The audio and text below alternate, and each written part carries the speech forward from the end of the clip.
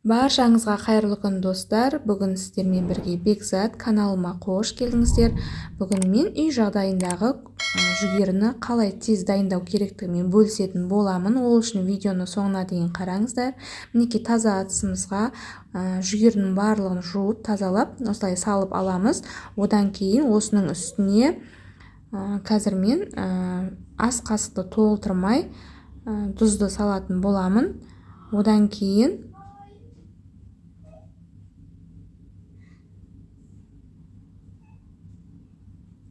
кейін үстіне шамалап қант салатын боламын.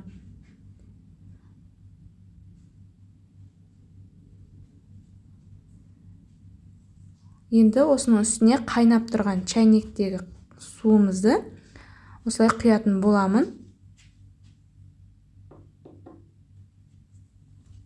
Содан кейін орташа отта газда 15 минутқа қайнататын боламын. Мінекей біздің жүгеріміз жайлап қайнап жатыр.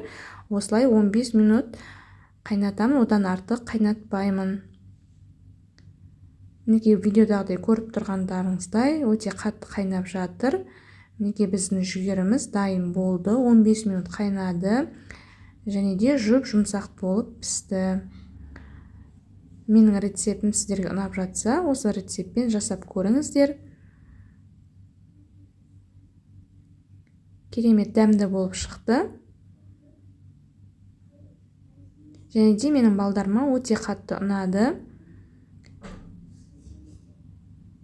Мінекей осылай біздің балдарымыз осылай жеп алды. Керемет болып шықты. Сіздер де жасап көріңіздер. Каналыма тіркелмеген болсаңыздар, тіркеліп, қоңырау белгісін басып қойыңыздар. Алдағы уақытта түрлі рецепттерді жіберіп алмас үшін қоңырауды басып қойсаңыздар болады.